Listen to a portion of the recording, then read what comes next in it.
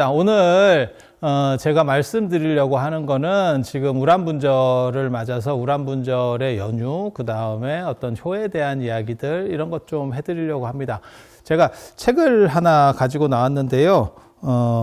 효행의 경전 이렇게 해서 뭐 민족사에서 나온 책인데 이건 뭐 책을 설명하려고 하는 건 아니고 여기에 무슨 경전들이 나오냐면 부모운중경, 목련경, 우란분경 이렇게 해서 거기다 플러스 알파로 지장경. 그래서 제 뒤에 지금 지장보살님이 계시는데 이렇게 해서 효행의 경전 이렇게 묶어서 냈더라고요. 근데 사실 이 네 권이 같이 들어가는 건 아니고요. 지장경은 원래 동아시아에는 세 권씩 경전들을 묶는 이런 것들이 있어요. 그래서 예를 들어서 정토삼부경 이러면 무량수경, 관무량수경, 아미타경 뭐 이런 식으로 그 다음에 지장삼부경 이러면 지장경, 그 다음에 점찰선악업보경, 그 다음에 심륜경, 대방광 심륜경 뭐 이런 식으로 대방광 심륜경은 두 종류가 있어요. 대방광 심륜경, 대방광 대집 심륜경 이렇게 그렇게 해서 세 개씩 묶는 이런 것들은 뭐 많이 있습니다. 그 미륵삼부경도 있고 미륵상생경, 하생경, 미륵성불경 뭐 이런 것도 있고 그 다음에 호국삼부경 이렇게 해서 금강명경 그 다음에 법화경 그 다음에 인왕반야경 뭐 이렇게 먹는 경우도 있고 뭐 불조삼경 뭐 이렇게 하는 경우도 있고 많이 있는데 어떻게 보면 부모운중경, 목련경, 우란분경 이렇게 하면 효행의 삼경이라고 말할 수 있는 그래서 목건년 존재하고 관련된 그러한 효를 나타내는 거고요. 이 지장경은 사실은 거기에 들어가는 건 아닙니다. 마치 이게 내가 책을 설명하는 것 같은데 책을 얘기하는 건 아니고요. 이게 뒷광고 아닙니다. 나 이거 내 돈 주고 산 진짜 내 돈 내산의 책이에요. 이거 민족사 사장님 이거 들어보세요. 이거 내가 샀다니까. 그런데 이렇게 경전들을 묶어가는 부분들이 있어요. 그렇게 해서 이제 불교의 효라고 하는 게 어떤 분들은 그렇게 얘기해요. 효의 강조라고 하는 것은 동아시아의 전통 문화지. 인도 쪽에는 좀 상대적으로 약하다. 그 말도 맞아요. 동아시아에서 은나라 때, 반경이라고 하는 19대 황제였었던, 그 당시는 제라고 했습니다. 황제라고 안 하고, 황제는 진시황 때부터 얘기하긴 하는 거기 때문에, 그래서 그냥 제라고. 그래서 하늘에는 상제가 있고, 옥황상제 같이, 옥황상제는 송나라 때 나오는 명호고요. 그냥 상제예요. 그 다음에 땅에는 상제의 지상 대리권을 위임받은 하제가 있다. 그래서 그냥 제라고 부르는 거예요. 제라고. 그래서 19대 반경이라고 하는 제가 지금 우리가 생각하는 것 같은 조상 숭배 방식을 만듭니다. 그전에는 동아시아도 하느님을 믿었어요.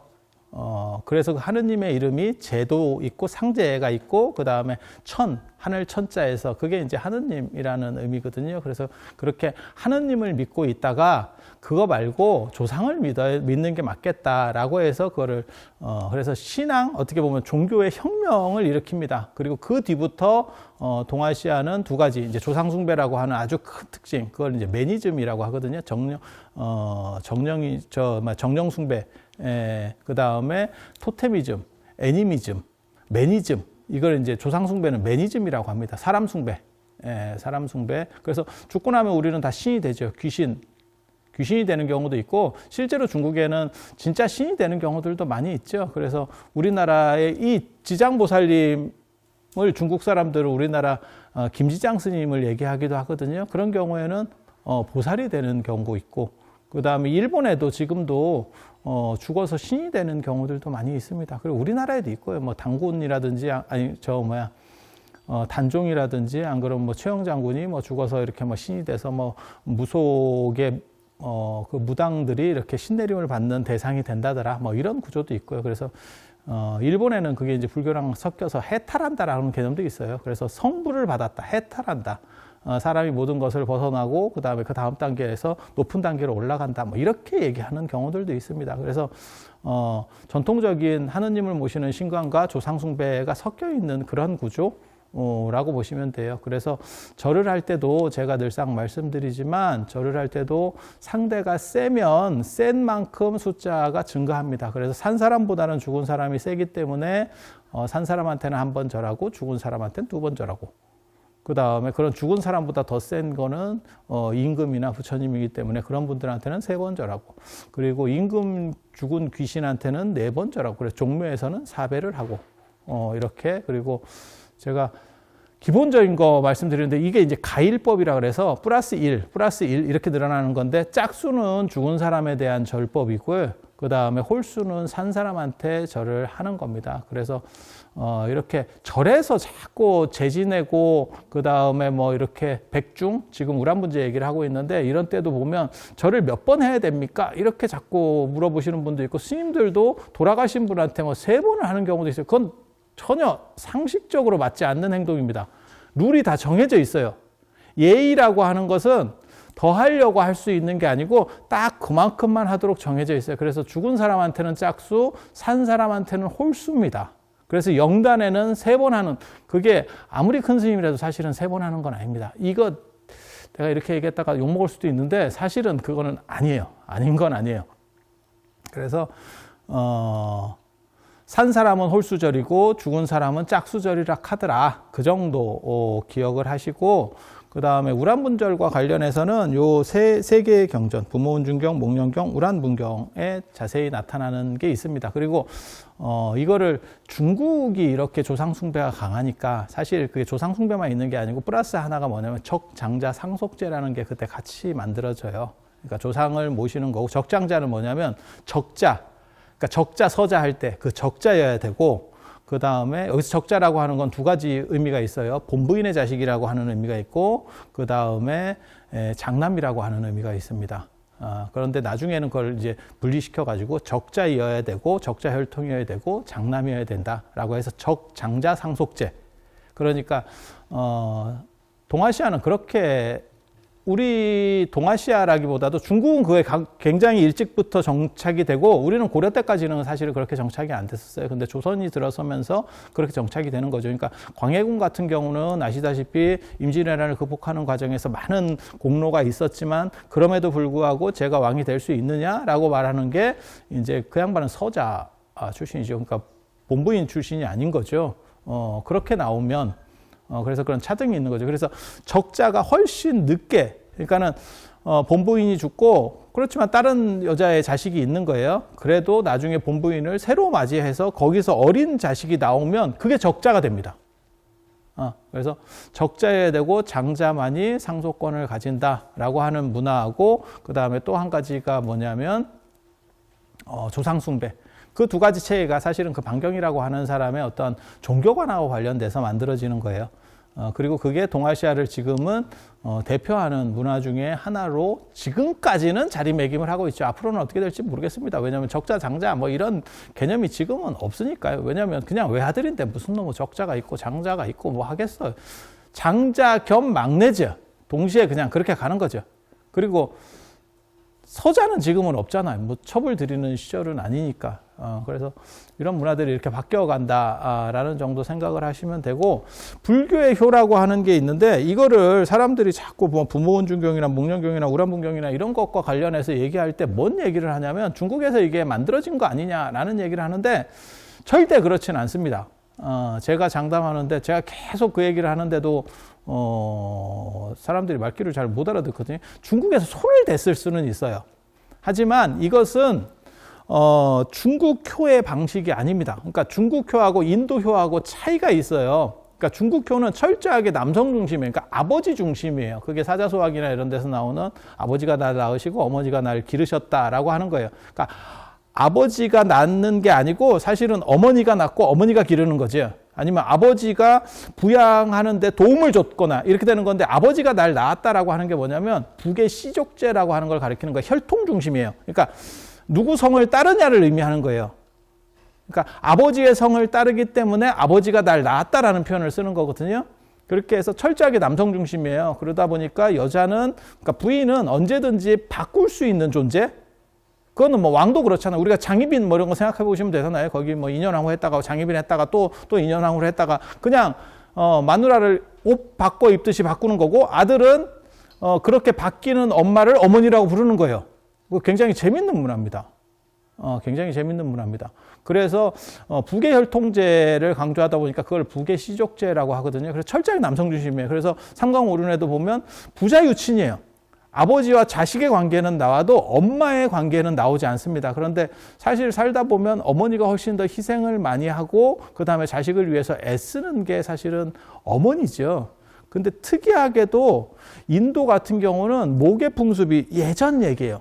나중에는 인도도 이제 북의 쪽으로다가 많이 쏠리게 되는데 부처님 당시나 이런 때 가면 모계 풍습들이 남아 있었어요. 그래서 여성주의 효라는 게 작동을 합니다.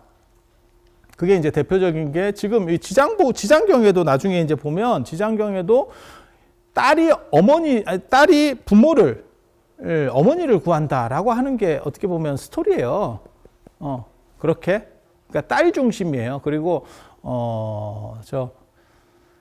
오역죄라고 하는 데가 있는데 그게 가장 큰 죄목을 5개를 꼽는데 거기 보면 살모, 살부 그러니까 어머니를 죽이고 아버지를 죽이고 그다음에 뭐 부처님 몸에 피를 내고 아라한을 죽이고 그다음에 승단을 파괴하고 이게 5가지인데 먼저 나오는 게 어머니를 죽이고예요. 아버지를 죽이고가 아니고 우리 생각에는 아버지를 죽이고 훨씬 더 큰 범죄 같은데 그거 순서 뭐 앞뒤로 좀 바뀌는 거 관계 없는 거 아닙니까? 아닙니다. 그게 언어의 우선 구조라고 하는 게 있어서 대등 관계일 때는 더 강력한 걸 앞에 말하게 돼 있어요. 그러니까 부자 그런 아버지하고 자식 그러니까 당연히 아버지가 앞에 가는 거고 그다음에 군신, 군주하고 신하 천지, 하늘, 땅, 뭐 이런 식으로 다 우선순위들이 다 언어에는 정해지거든요. 대등 관계일 때 우선순위를 정하는데, 그래서 그 여성주의효라고 하는 걸 나타내는 거고, 이 외에도 관무량수경도 효와 관련되는 아주 중요한 경전이거든요. 그런데 그 관무량수경도 보시면은 뭐가 나오냐면,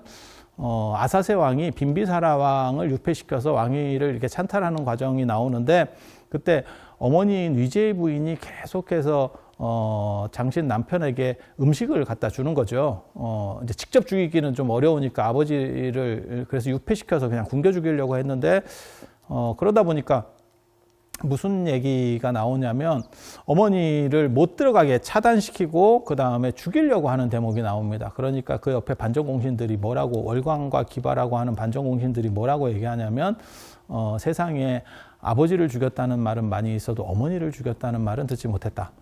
그러면서 내부 안에서 잡음들이 일어나요. 그래서 위제의 부인은 못 죽이거든요. 그래서 인도에는 어머니효라는 게 있어요. 이 나중에 이제 이 분모운중경도 보면 어머니 뼈에 대한 이야기로 시작이 됩니다. 스토리가. 그리고 지금 목련경과 우람분경은 비슷한 경전이에요. 목건년 존자가 부처님의 신통제일 목건년 존자가 어머니가 이제 시샘말로 하면 약간 놀았던 어머니죠. 근데 그럴 수 있어요. 왜냐면 지금 어머니들은 워낙 노산을 하기 때문에 이제 늙어가지고 애를 낳으니까 애 낳고 어느 정도 애가 크면 자기가 50이거든요. 그런데 예전 어머니들은 애가 한창 커서 성장을 한 뒤에도 30대입니다. 이러면 놀 수 있죠. 지금 30대면 충분히 지금 30대면 이제 초혼 들어갈 나이네.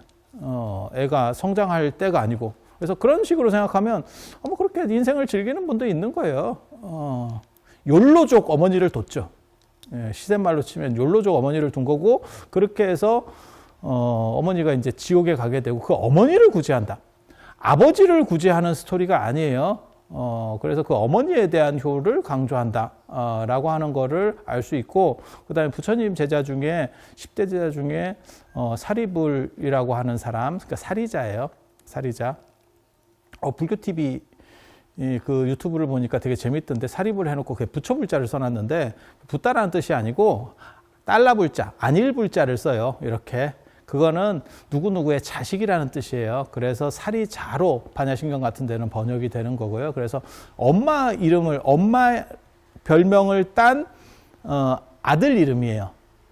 그래서 사리자라고 하는 거는 사리라는 여성의 아들이라는 뜻이거든요. 그게 이제 부르나도 나옵니다. 그래 부르나 니다라니자 그것도 다 모계 계통인 거예요. 그래서 인도에는 당시에 그러니까 사리자의 사리라고 하는 사리가 엄마 이름입니다. 사리불의 엄마. 사리의 아들.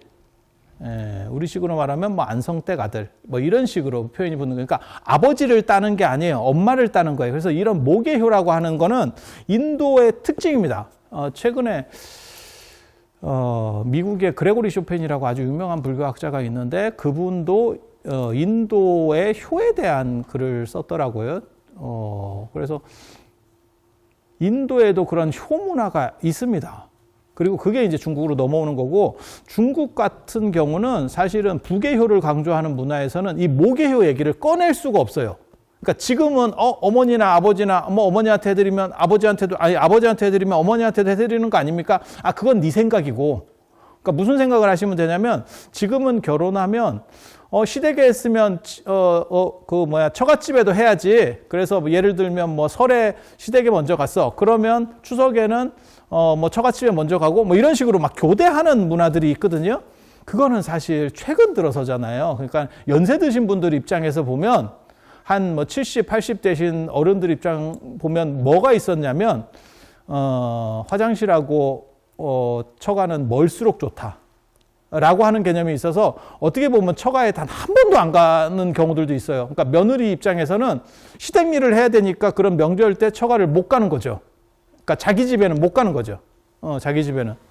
그래서 그런 문화들이 가능한 상황에서 최근 들어서 그게 바뀌었잖아요. 그런 식 마찬가지예요. 그러니까 조선시대까지만 하더라도 아니면 불교가 들어오기 전에는 모계효라는 개념 자체가 마음은 안쓰러운데 그렇게 정립하는 문화 자체가 없습니다. 이거는 안에서 추동해서 발생할 수 있는 게 아니고 외부적 충격으로만 들어올 수 있는 문화예요. 그러니까 그 안에 계속 보고 있던 사람 입장에서는 전혀 생각할 수 없는 문화 구조가 존재한다 라고 생각을 하시면 돼요. 그래서 그걸 외부적 충격이라고 하는 거고, 저 같은 경우는 이렇게 모계효와 관련된 어떤 큐자료가 있었을 거다. 그러니까 원시 자료가 있었을 거다. 그게 문화권을 넘어서 중국 문화에 충격을 준 거고, 그러니까 중국식으로 약간 변형은 됐겠죠. 리모델링 되는 거지. 그러니까 뭐가 똑같은 거면 햄버거 생각하시면 돼요. 햄버거라고 하는 거는 완전히 어떻게 보면 미국 문화고, 더 옛날로 치면 그 유목 문화예요. 그 원래 원조는 몽고거든요, 햄버거가.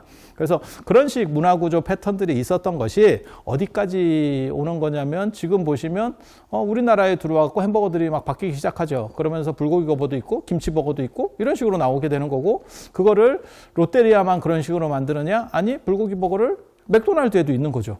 그러니까 우리식으로 변형된 거죠.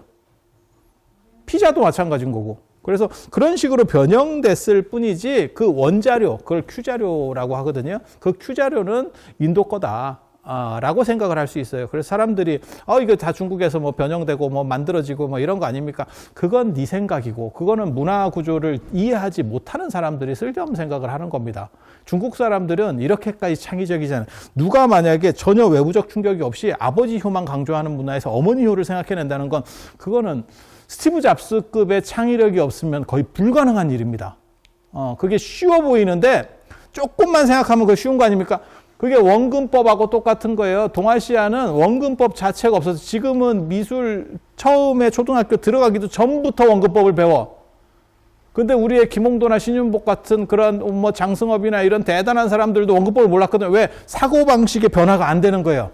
이 방식하고 저 방식은 완전히 다르기 때문에 그렇게 생각할 수 있는 여지가 거의 존재하지 않습니다. 그래서 그런 정도를 생각해 보면 이거는 인도에서 온 문화가 맞을 겁니다. 거기에 그리고 큐자료가 분명히 존재했다라고 보시면 돼요. 그래서 부모웅준경하고 사실 우람분경, 목련경은 약간 달라요. 부모웅준경 같은 경우는 어머니 은혜죠. 어머니 은혜를 기리는 경전이고, 부처님께서 뭐 스토리를 보면 그렇잖아요. 길을 가시다가 이렇게 흰 백골이 이렇게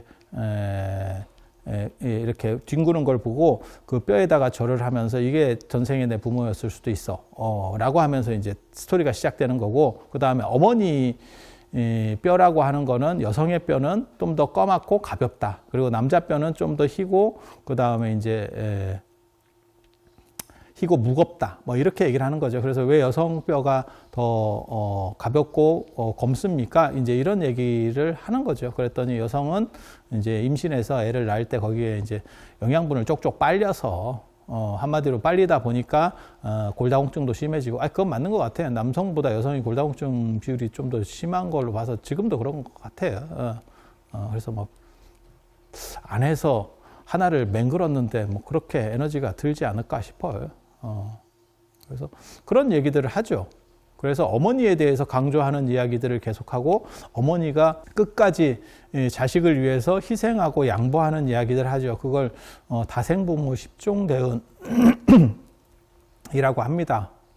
그거 종성할 때 우리가 하는데, 아침 종성할 때 다생부모 10종 대은, 그래서 부모가 맨 마지막에 보면 구경연민은 끝까지 자식이 커도 잊지 않는, 그리고 뭐 회건 취수분, 그 다음에 임산수고운, 뭐 임신해서 애 낳고 나서도 힘들어도 애 얼굴을 보면 그 힘든 거를 잃어버리고, 그 다음에 애를 키울 때는 자기는 진 자리에 앉고 애는 마른 자리에 놔주고 뭐 이런 거. 그리고 이거를 가지고 노래로 만든 게 양주동 박사가 만든 부모의 어머니 은혜라고 하는 거예요. 그게 지금 어머니 은혜의 그 노래, 진자리 마른 자리 가라니시고 뭐 이렇게 해서 쭉 나오는, 지금은 그게 어버이 은혜로 바뀌었습니다. 그게 그래서 원래는 어머니 은혜였었고, 그게 철저하게 이 부모 은중경을 스토리로 하는 거예요. 그리고 그렇게 했는데 어버이날이 만들어지면서 왜 아버지를, 이게 젠더 갈등의 시작이네. 그러고 보니까 그때 왜 아버지 쪽은 없느냐 이랬더니 내용은 한 개도 안 바꿔주고 이름만 어머니 은혜에서 부모님 은혜로 바꿨다는. 그래서 그 부모님 은혜를 이렇게 노래를 듣고 있으면 다 엄마 얘기밖에 없어요. 아버지는 그냥 곁다리지. 그거야말로 참 여성가족부에 뭔가 건의를 해서 새로 만들어야겠는데. 근데 그 원형이 이 부모 은중경의 부모의 근데 왜 여기는 부모 은중경이래? 그러고 보니까 어머니 은중경인데, 은혜가 중하다는 뜻이거든요. 부모의 은혜가 중한 경전 이런 뜻인데 부가 안 나옵니다. 얘기 스토리에. 그래서 여기도 그렇게 차별을 하는데, 이게 어떻게 보면 젠더 갈등의 효시네. 동아시아 젠더 갈등 문제의 효시를 끊는 게 부모 은중경인갑다. 그래서 여기는 철저하게 여성주의로 되어 있다라고 생각을 하시면 돼요. 그리고 목련경, 우란분경이 있는데, 우란분경은 이제 우란분제랑 관련되는 거고, 둘 다 똑같은 경전인데 이본이라고 생각하시면 됩니다. 그러니까 두 종류 같은 건데 약간 다른 방식으로 전래되면서 스토리가 바뀌는 거예요. 그러니까 인도에는 이런 이본이라든지 이런 불교 경전과 관련해서 이본이나 이역 이런 게 굉장히 많습니다. 그럴 수밖에 없는 게 이 사람들이 상당 부분을 암송하는 문화들이 있어서 그래요. 암송과 그 다음에 이걸 베꼈어요. 제가 그 부분에 대해서 극혐하는데 자꾸 어떤 분들은 그런 거야말로 진짜 대단한 거 아니냐. 그건 네 생각이고, 그렇게 말을 옮기다 보면 계속 바뀌어요. 그리고 이게 옮겨 적거든요. 걔네가 이제 나중에 문자와 경전을 문자로 쓴 뒤에도 걔네가 옮겨 적습니다. 옮겨 적으면 여러분도 한번 옮겨 적어보세요. 똑같이 그리 갈 수 있나? 절대 그렇게 안 갑니다. 왜? 오탈자가 나오기 시작하거든요. 옮겨 적다 보면. 그래서 목판으로 인쇄한다라고 하는 그 중국의 이런 문화 같은 경우는 굉장합니다. 그래서 똑같은 경전 내용이 나오더라도 판본이라든가 이런 게 나오면 중국 거는 신뢰하고 인도 거나 이런 거는 신뢰를 못 합니다. 왜? 옮겨 적으면서 뭔 일이 일어났을 줄 알 거야. 그리고 옮겨 적다 보면 자기네 방식으로 변형시키는 경우들이 있어요. 그러니까 저 동네에는 있는데 이 동네에는 존재하지 않는 것들이라든가 이런 것들에 대해서 변형시키는 문화들이 존재합니다. 그런 거는 뭐 생각하시면 되냐면, 저 동네에는 동남아나 이런 데는 망고가 있는데 지금은 뭐 동아시아에는 망고가 없어. 그러면 이름들을 바꿔서 사용하고 그거를 뭐 원어로 쓸 거냐, 안 그러면 음사해서 쓸 거냐, 안 그러면 비슷한 다른 걸로 대체할 거냐, 뭐 이런 얘기들이 계속 나오는 거예요. 그리고 그거를 과감하게 경전이라고 하는 건 내용을 전달하는 게 중요한 거지 그 원음을 살리는 게 중요하지 않아라고 생각하는 사람이 있으면 경전을 뜯어 고쳐버리죠. 그리고 그게 수백 년 동안 내려오면 나중에는 어떤 게 고쳐진 거고 어떤 게 원형인지 알 수 없습니다. 그래서 인도에서 저렇게 옮겨 적는 문화나 암송해서 뭐 다른 사람에게 전달해 줬다라고 하는 문화는 사실은 굉장히 덜 떨어지는 문화예요. 그것 때문에 불교가 혼란스러워지는 거고, 장점은 있죠. 다양한 문화 코드들을 막 융섭해드려서 지금같이 경전이 많아질 수 있는 이유 중에 하나가 사실은 그거예요. 그리고 누가 위조를 해도 누가 위조를 했는지 어디에 섞어 넣었는지를 구분할 수가 없어요. 그런 그지 같은 문화 속에서는 구분할 수가 없어. 그러니까 판본이 뚜렷하게 있어서 목판으로 찍었든 뭐 활판으로 찍었든 찍어 놓으면 누가 나중에 손을 댔는지를 정확하게 구분하죠. 그래서 그게 굉장히 좋은 거예요라고 말하는 사람들은 공부에 기초가 안 된 사람들입니다, 사실은. 근데 지금도 저 동남아시아에서는 그걸 외우고 있으니 참 깝깝하죠. 저게 문명에 대한 도전인가 싶기도 하고, 인터넷으로 검색만 하면 다 나오는 시절에 그걸 저렇게 미친 듯이 외우면서 시간을 낭비하고 있으니 참 깝깝하죠. 그래서 우람분교가 목련경은 사실은 원소스에서 더 근원적으로 올라가면 원소스에서 갈라진 두 가지 패턴이라고 보시면 돼요. 그래서 우람분경은 내용은 거의 비슷합니다. 내용은 비슷해요. 이제 어머니가 목련존자의 어머니가 청제부인이라고, 아까도 제가 말씀드렸지만 이게 욜로족이에요. 그래서 아버지 죽고 이제 자유부인이 된 거죠. 아버지는 돌아가시고, 그래서 아들이 장성해서 그 집 재산을 모았더니 재산이 제법 많다는 거예요. 그래서 3등분을 해서 아들이, 그래도 우리가 재산이 어느 정도 이상 돼도 이걸로는 자꾸 줄어들 뿐이지 뭐 늘릴 방법이 없으니까 내가 장사를 하겠다 이러면 3등분을 하고 갔대요. 거기서 목련존자의 이름으로 나오는 거는 나복입니다. 나복 뭘 의미하는지 저도 잘 모르겠는데 희한한 코드가 있어요. 이게 지금 굉장히 재밌는 거예요. 그런 이름들을 나중에 밝혀낼 수 있으면 이게 어떤 소스로 해서 이렇게 나왔다라는 걸 뽑아낼 수 있을 거예요. 근데 원래 목련존자는 목건년이라고 하는 거, 목건년을 줄여서 목련이라고 하는데 그건 종족 이름입니다. 그리고 인도에는 가섭 종족, 목건년 종족은 굉장히 큰 종족이에요. 그러니까 우리식으로 말하면 이건 성씨도 아니고 동이족 이런 개념이에요. 그래서 한 사람을 지칭하는 개념이 아닙니다. 우리 민족을 동이족이라고 하거든요. 강원도 지금 제가 여기가 지금 월정사 수강전에 와 있는데 여기는 예맥족, 강원도 이 명주 쪽은 원래 예맥족인 거고, 그래서 종족들이 다른 거죠. 그 종족 이름인데, 그래서 목건년의 이름은 구리다. 이름 참 진짜 구리다. 그러니까 사람이 올바르게 안 되는가 봐. 이름을 왜 구리다라고 쳤지? 인도 발음으로 얘기하면 저 남방 발음으로 하면 콜리타예요, 콜리타. 그리고 우리 발음으로 하면 구리다. 한문 음사로 해서 구리다 이렇게 하는데, 근데 나복이라는 이름이 나옵니다. 그건 굉장히 재밌는 뭔가 어떤 전승 구조에서 나타나는 특수성이 있었던 것 같아요. 그래서 출가하기 전 얘기예요. 그래서 내가 3분의 1을 가지고 장사를 하러 갈 테니까 3분의 1은 어머니가 생활비로 쓰시고 3분의 1은 좋은 일을 해서 이제 선행을 베풀어 주세요. 이렇게 3등분을 했대. 3등분을 하고 갔대요. 그렇게 해서 그 3등분 한 걸 가지고 아들이 잘 나가서 이제 장사를 해서 나중에 대박이 납니다. 정확하게 말하면 대박이 나. 그리고 어머니는 그 이제 좋은 일을 해서 쓰라고 한 돈까지 당신이 이제 먹고 마시고 즐기고 씻고 뜯고 맛보고 이렇게 인사돌 같이 사신 거죠. 편하게 살았어요. 편하게 살았어요. 그래서 아들이 이렇게 딱 돌아올 때가 되니까 또 이제 굉장히 성실하게 한 것처럼 또 싹 꾸며가지고 딱 꾸며서 아들은 또 거기에 낚입니다. 그래서 약간 꺼림칙하기는 했지만 설마 어머니가 거짓말을 하겠어? 라고 생각을 한 거죠. 그러다가 이제 어머니가 이제 나가면 장사하러 가면 이제 자기 편한 대로 살고 아들이 오면 조금 이제 보여주기 식으로 하고 뭐 이렇게 하셨던 것 같아요. 굉장히 멋있게 산 사람이에요. 저는 이 청제부인이라고 하는 목건년 어머니를 제가 굉장히 이렇게 멋있다고 생각을 합니다. 이렇게 하고 싶은 걸 하면서 사는 게 얼마나 좋아요? 자기 평생 하기 싫은 일만 하고 남 뒤치다거리만 하다가 원기돼서 죽는 것보다 이렇게 죽으면 뒤 돌아볼 일은 없지. 뭐 억울할 것도 없고 자기 하고 싶은 짓 다 했는데 뭐.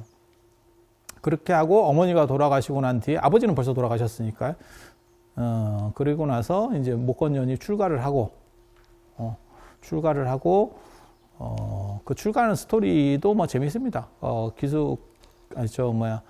중림정사에서 사리부리 인도에서 목건년이 사리불 친구니까 그렇게 해서 이제 가서 목건년은 일주일 만에 깨닫고 사리불은 15일 만에 깨닫고 뭐 이런 이야기들이 나옵니다. 뭐 그건 그렇다 치고 그렇게 해서 나중에 다 깨닫고 나서 부모님을 생각이 갑자기 들었대요. 사람이 뭐 살다 보면 뜬금없이 부모님 생각이 들 때가 있으니까 그걸 생각을 했는데 아버지는 천상에 태어났는데 어머니는 목건년이 신통제일이니까 신통을 딱 해가지고 이렇게 천상을 살펴도 어머니가 없대. 어머니 실종. 그렇게 해서 우리 어머니가 어디 가셨지? 이래가지고 막 5만 대를 찾았다는 거예요. 찾을 수가 없어. 그래서 부처님한테 상담을 하니까 부처님이 너네 어머니 땅 속에 있다. 너네 어머니 땅 속에 있다. 그쪽 방향이 아니다. 밑에 찾아야 된다. 밑에. 그 밑에를 찾는데 그게 아비지옥으로 갔대요. 이게 아비지옥이 무간지옥이라고 지옥 중에서 18개의 지옥이 있는데 18개의 지옥에다가 플러스 그게 각각에 4개씩이 있기 때문에 144개의 지옥이 있는데 각 방명에 4개씩 있어요. 그래서 144개의 지옥이 있는데 그 중에서 제일 상태가 안 좋고 맨 밑에 있는 게 아비지옥입니다. 그래서 아비지옥에는 쉬는 시간이 없고 그 다음에 어떤 사람이 들어가도 등치가 엄청나게 커진대. 그렇게 커져서 고통을 더 준다는 거예요. 그러니까 금으로 얘기하면 한돈인데 막 이렇게 늘려가지고 거기를 다다다다 고통을 주는 거예요. 그리고 중간에 가명이 없어요. 모든 지옥에는 가명이 있는데 가명이 없다는 거예요. 그래서 무조건 여기는 가석방 없이 7업 동안 7업 동안 그냥 막 쉘이 가는 걸로. 근데 되게 재밌는 게 가석방 없는 게 미국 법원이나 이런 데 있어요. 그러니까는 형을 때리고 가석방 없는 걸로 이렇게 때리는 것들이 있어요. 그 재밌더라고요. 그리고 지옥에도 쉬는 때가 있습니다. 근데 무간지옥은 쉬는 때가 없어. 그러니까 고통을 받을 때 쉬는 시간이 없어. 그래서 이제 그런 거를 가지고 이제 오무간지옥이라고 하는데 5개의 특징이 있다. 이렇게 지옥에. 무간지옥에는 5가지의 특징이 있다. 하고 해서 무간지옥이라고 하는데 거기 들어가 있대요. 그렇게 해서 면회도 안 돼요. 일반 지옥은 목건년의 신통을 가지고 이렇게 면회를 하는데 이건 면회도 안 된다는 거예요. 그래서 참 깝깝하지요. 그래서 부처님한테 이거 어떻게 하면 되겠습니까? 라고 해서 이제 구원을 하는 그 이제 옥령경에 보면 되게 재밌는 얘기가 나와요. 이제 우란분경에는 그렇게 구체적이지는 않은데 우란분경이 우란이라고 하는 게 우란분이라고 하는 게 뒤집어졌다라고 하는 뜻이에요. 거꾸로 매달려 있다. 도현 거꾸로 매달려 있다라고 하는 뜻이에요. 그래서 지옥에서 고통받는 모습을 나타내는 거고. 그래서 부처님한테 얘기를 하니까 그럼 내가 면회를 가는 방법을 가르쳐 주겠다. 그래서 부처님이 당신 가사를 빌려주고 그 다음에 바루하고 석장. 여기 지장보살님 뒤에 석장이 있잖아요. 저 석장이 원래 지옥문 따는 그런 맞는 키거든요. 그래서 저걸 가지고 가서 네가 다 부처님 당신 거를 주신 거예요. 내 가사를 읽고 그 다음에 내 바루를 들고 그 다음에 내 석장을 가지고 가서 그래서 지옥문을 두드리면 지옥문이 열릴 거다. 그래서 지옥에 갔더니 이게 되게 재밌어. 지옥문이 열렸대. 저 무간지옥에 지옥문이 열렸대. 근데 지옥문이 한 번도 안 열렸다는 거예요. 지옥이 만들어진 뒤로 한 번도 안 열렸었대. 근데 저게 이제 어떻게 열리지? 그래갖고 거기가 지옥이 난리가 납니다. 그 지옥을 관장하는 간수들도 지옥문이 열리는 걸 본 적이 없대. 그래서 어떻게 그러면 죄인들은 어떻게 들어갑니까? 그러면 업력에 의해서 그걸로 빨려 들어가는 거예요. 블랙홀처럼 빨려 들어가는 거예요. 죄를 지은 사람들이. 그렇게 하는데 그 문을 따고 들어가서 이제 어머니를 만나는. 근데 딱 면회까지만 되는 거예요. 왜냐하면 빼줄 수는 없죠. 이거는 기독교랑 달라서 불교는 자작자수니까 지가 짓고 지가 받는 거거든요. 자기 업을 자기가 받는 거예요. 그래서 자기가 공덕이 없는데 그래서 아들이 와서 이제 면회를 하고 어머니 제가 어떻게 해서든지 구하는 방법을 찾아보겠습니다. 라고 했대요. 그렇게 해서 부처님한테 상담을 하니까 야 그거 빼는 거는 나도 잘 안 되겠다. 이렇게 하면서 무슨 말씀을 하시냐면 7월 보름에 그때가 안거, 하안거, 그다음에 우한거라고 합니다. 인도에는 3개의 계절이 있어요. 우리는 뭐 봄, 여름, 가을, 겨울 얘기를 하지만 인도는 아열대 기후, 뭐 이런 식의 무더운 아열대 기후죠. 정확하게 말하면. 그래서 여름, 겨울 그리고 중간에 우기가 있습니다. 우기. 예. 우리도 이제 점점 이제 지구가 온난화되면서 우리나라도 춘추가 거의 없어졌죠. 봄, 가을이 굉장히 짧게 오고, 그 다음에 우기는 길어지고, 우기라고 뭐 말을 쓸 수 있는지 모르겠지만, 아무튼 장마가 길어지고, 그래서 예전에는 장마라는 표현만 썼는데, 요즘 들어서는 여름에 이렇게 보면 우기라는 표현도 우리가 이제 점점점 언론이나 이런 데서 나오는 정도가 됐죠. 그래서 뭐 한 달 동안 비가 찔끔찔끔 요실금처럼 오고 뭐 이렇게 하는 그런 슬픈 일들이 벌어지고 있죠. 그러니까 하늘도 새고 있는 거야. 그 기저귀 채워야 돼. 근데 인도나 이런 데는 그 인도나 동남아시아는 스콜이에요. 그래서 진짜 그 우기 때는 3개월 동안 쫙 비가 옵니다. 샤워기 딱 틀면 딱 하고 그다음에 끝이면 딱 끝이는 것처럼 정확하게 옵니다. 그래서 그런 때는 이제 돌아다니지 말고 집중 수행을 하자 이렇게 건의하신 분이 있어요. 그게 부처님 제세시에 빈비사라 왕이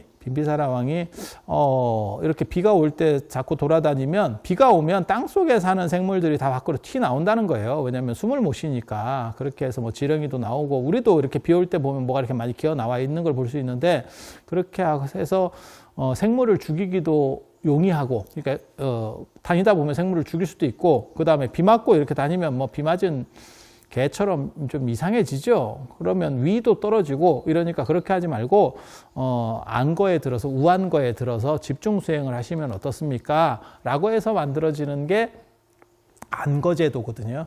그래서 인도는 그 우안거만 있고 이제 동아시아로 넘어와서는 겨울도 춥고 여름도 춥고 여름엔 덥고 그래서 봄방학 여름방학 하듯이 그때를 이제 집중 수행 기간으로 만들어서 하한거 동한거 이렇게 만드는 거거든요. 그래서 7월 보름이 4월 보름에 안거를 들어가면 7월 보름에 해제를 합니다. 그 해제할 때 지금은 이제 수행법들이 좀 잘 안 돼서 그러는데 예전에는 부처님 당시만 하더라도 안거가 끝나면 깨달은 사람들이 되게 많이 나왔어요. 그러니까 3개월 동안 무슨 깨달음을 얻습니까? 이렇게 얘기하는데 그거는 말도 안 되는 얘기고 깨달음이라고 하는 거는 실제로는 생각을 전회하는 거예요. 이렇게 생각을 딱 바꾸는 거거든요. 그런 걸 보고 철학적으로는 뭐라고 얘기하냐면 코페르니쿠스의 전회라고 하고 선종에서는 일전어라고 합니다. 한 말을 가지고 생각을 딱 바꿔버리는 거죠.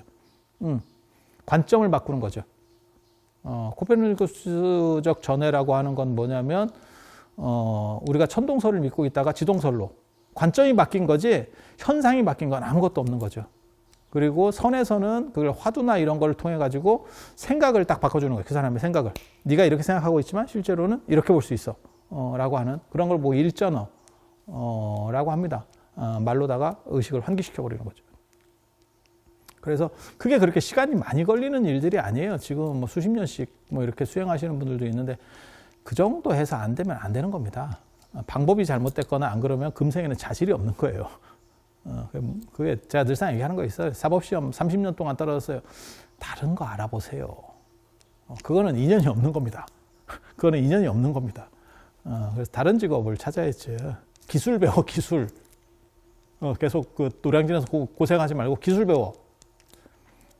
그래서 아까도 얘기했잖아요. 목건년이 일주일 만에 깨닫고 사리불이 15일 만에 깨닫고 부처님 당시에 그렇게 깨달아요. 그래서 3개월이면 깨달은 사람이 많이 나옵니다. 그리고 그 굉장한 큰 화두예요. 지혜제일 사리불은 오히려 15일 만에 깨닫고 목건년이 사리불보다 훨씬 격이 떨어지는 제자인데도 불구하고 부처님 제자들 서열을 보면 사리불이 압도적 원탑이고 그 다음에 목건년이 있고 그 밑에 마하가섭이나 이런 사람들은 그거보다도 훨씬 미칩니다. 이렇게.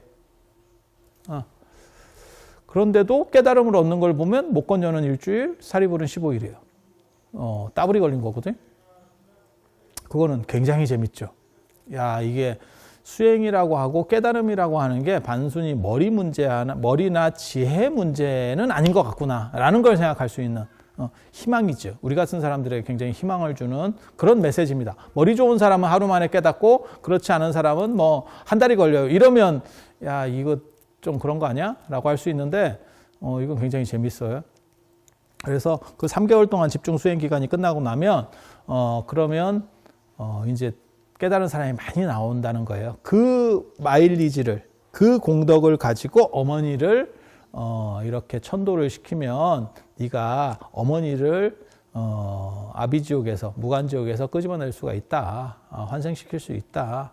라고 얘기를 합니다.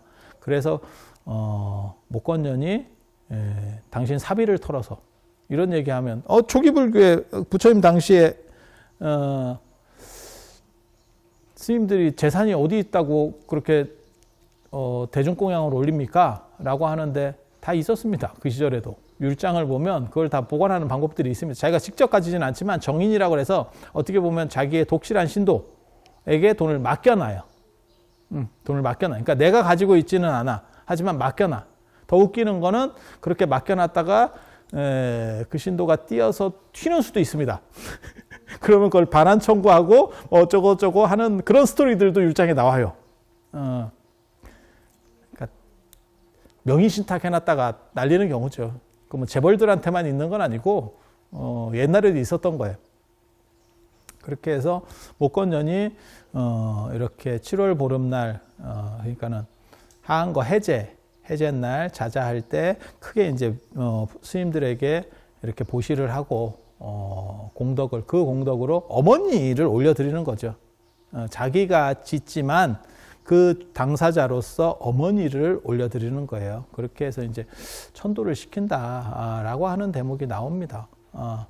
그래서 그걸 기려서 백중 때 지금도 돌아가신 분을 천도시키는 문화가 있는 거고요. 그러면 바로 됐느냐? 그렇지 않아요. 이게 한 방에 안 됐습니다. 이 어머니가 너무 재미있는 인생을 사셔서 롤러코스터 같은 아주 재미있는 인생을 사셔가지고 한 방에 안 된다는 거예요. 그래서 이제 우람분경에는 그 중간 단계로 아귀가 나옵니다. 아귀로 한번 변신했다가 이제 해탈이 돼요. 그러니까 천상으로 올라가는 그런 식으로 나옵니다. 그래서 아귀가 나오는데 그 아귀가 종류가 또 여러 가지가 있거든요. 근데 우람분경이나 목련경에는 그 중에서 침구기라고 하는 아귀가 배고픈 귀신이에요. 그리고 그 명칭을 차용한 게 지금 물고기 중에서 아구탕 할 때 아구가 아귀입니다. 그래서 그냥 아무거나 막 다 주워 먹는다 그래서 그러면 아귀인데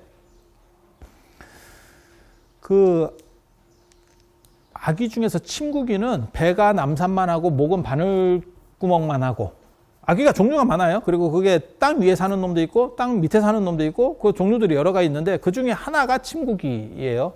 근데 그 침구기로 태어났대요. 그래서 이제 아귀 세계 지옥에서 그러니까 한 단계 높아진 거죠. 높아진 거죠. 그래서 아귀 세계에 태어나니까 이제 목건년이 직접 이제 만나러 갈 수가 있는 상황이 됐죠. 그렇게 해서 음식을 이렇게 바루에다가 주니까 그 어머니가 또 탐심이 있어가지고 내 사식인데 옆에 놈들이 다른 아기들이 막 뺏어 먹으려고 그랬대.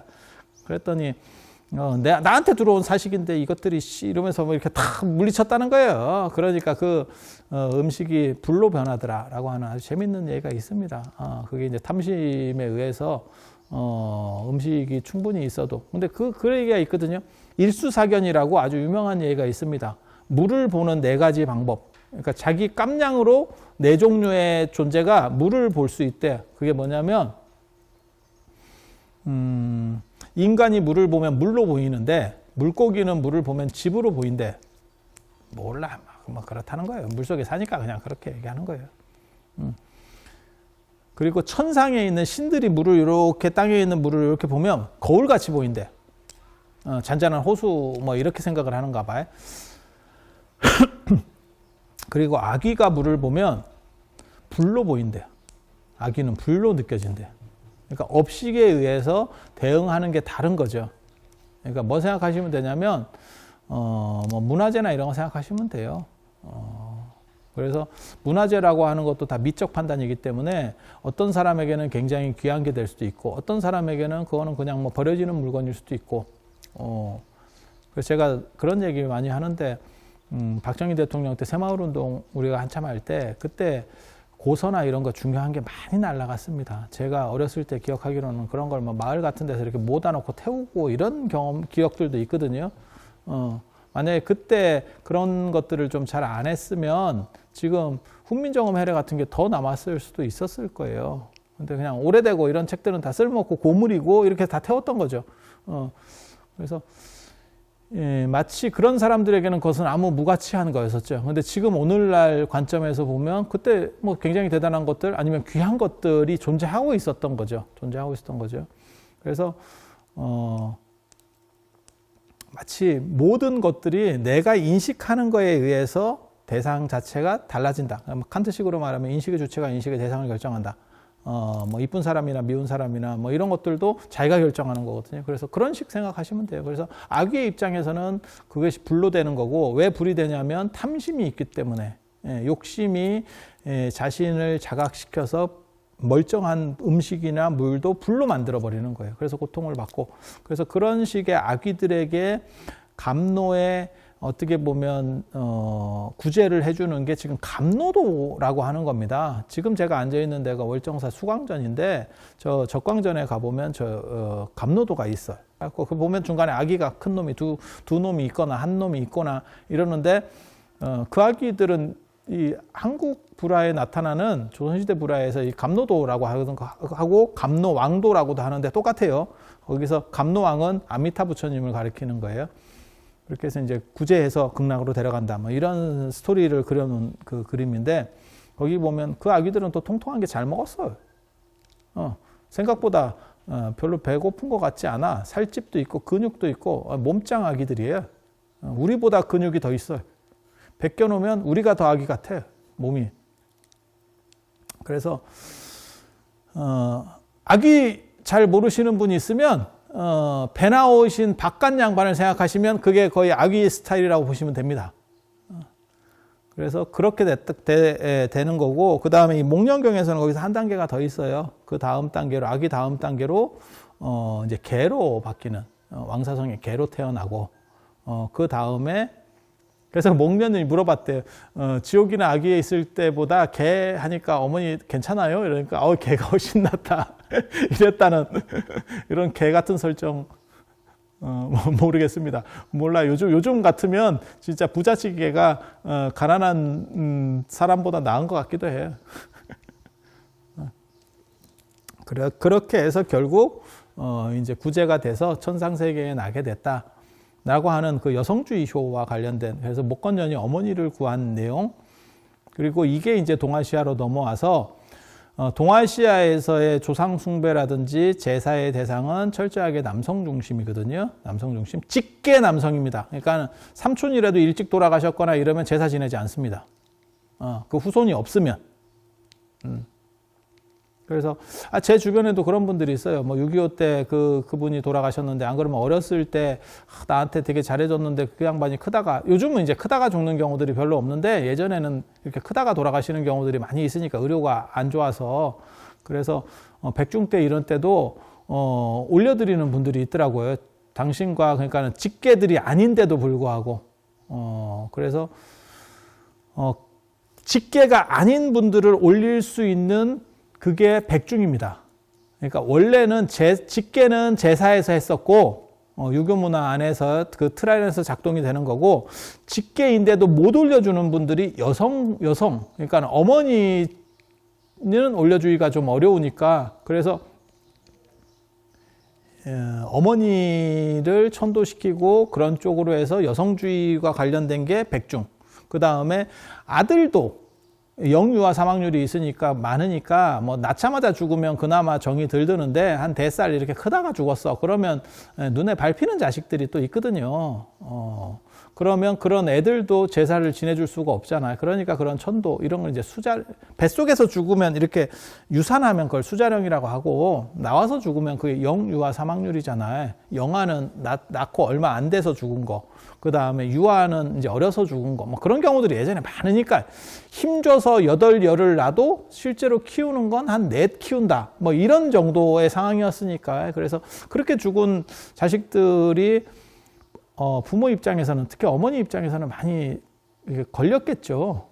그래서 그런 분들도 올려줄 수 있고, 뭐 삼촌이라든지 아니면 뭐 이모라든지 나랑 친한데 그 집은 후손들이 다 끊겼어 라고 하는 분도 올려줄 수 있고, 그 다음에 친구도 올려줄 수 있는 거예요. 친구라든지 뭐 안 그러면 이렇게 가까운 분들. 그래서 그런 분들을 다 올려주는, 그러니까 남성주의 효 문화에서 배제된 사람들을 전부 올려줄 수 있는 게 이 우란 분재, 백중입니다. 그래서 목건연존자가 100가지 음식들을 차렸다, 많이 차렸다는 뜻이에요. 많이 차렸다는 뜻이에요.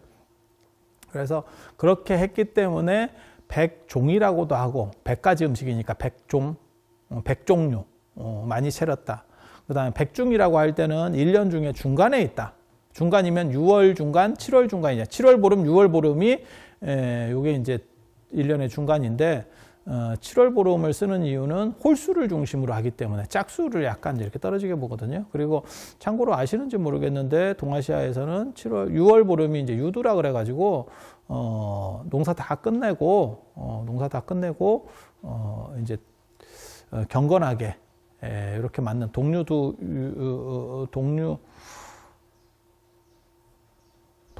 목욕 이렇게 해가지고 그게 이제 유두인데 동류수 동쪽으로 흐르는 물에다가 목욕하고 이렇게 그렇게 해서 재개를 하고, 그러니까 농사는 다 끝났고 인간이 할 일은 다 끝났고 그렇게 해서 몸과 마음가짐을 재개하고 그 다음에 7월 보름부터 조금씩 이제 먹을 게 나오기 시작한대요. 그리고 8월 보름이 되면 이제 추수감사제 이제 어떻게 보면 한가위가 되는 거고. 그런데 이게 두 가지 문화가 있어요. 조금 더운 지역에서는 7월 보름이 메인이라는 거예요. 한가위가 된다는 거예요. 우리식으로 말하면. 우리는 약간 위도가 높기 때문에 8월 보름이 메인이 되는데 사실 8월 보름도 메인도 아니에요. 정확하게 말하면 한 8월 말쯤 돼야 우리가 메인이 될 겁니다. 그래서 지금은 기술이 좋아서 쌀도 이렇게 빨리 추수하는 게 있어서 했지만 예전에 저 어렸을 때만 해도 이게 나락이 늦게 패고 이러면 대보름인데 8월 한가위가 됐는데도 이게 매를 올려야 되는데, 그러니까 밥을 해야 되는데 이게 쌀이 잘 안 됐어, 어쩌고저쩌고 이런 얘기들이 있었거든요. 실제로 햅쌀이 잘 안 났대, 이런 얘기들이 있었어요. 그래서 이게 지역마다 좀씩 달라요. 그거는 당연한 거죠. 인도나 우리를 똑같이 볼 수는 없으니까. 그리고 중국도 우리가 보는 24절기라고 하는 게 사실은 중국의 강남 문화에서 우리보다 위도가 훨씬 떨어집니다. 그러니까 홍콩 쪽에 맞췄다고 보시면 돼요. 지금 그냥 그 위도상으로만 보면 홍콩 그 정도 쪽에 맞췄다고 보시면 돼. 그러다 보니까 우리하고 잘 안 맞아. 그래서 늘상 얘기하는 것 중에 차 얘기할 때 우전차가 좋다라고 하는데 우리나라에서는 우전이 되면 고구 전에 차를 따면 차가 제대로 안 여웁니다. 그래서 상태가 메롱이에요. 그러니까 왜 그런 거 있잖아요. 닭을 연계가 좋아요. 연계가 맛있을 수도 있겠죠. 그렇지만 너무 어린 병아리를 먹지는 않잖아. 근데 고구 전에 차를 따는 우전이 돼버리면 너무 이게 그냥 덜 성장한 거죠. 어느 정도 이렇게 활달한 기운이 있고 이런 게 좋지 않을까? 그냥.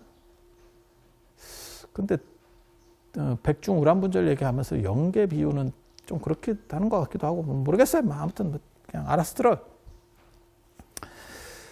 그렇게 해서 부계, 직계가 아닌 반계나 안 그러면 어머니나 그 다음에 나랑 관련된 고마운 분들에 대해서 혹여라도 있을지 모르는 천도, 그러니까 안 좋은 데 가 있으면 그분들을 합동으로 천도시키는 게 우란분절이라더라. 그리고 그것을 백중이라고도 하고 백종이라고도 한다더라. 이렇게 보시면 돼요.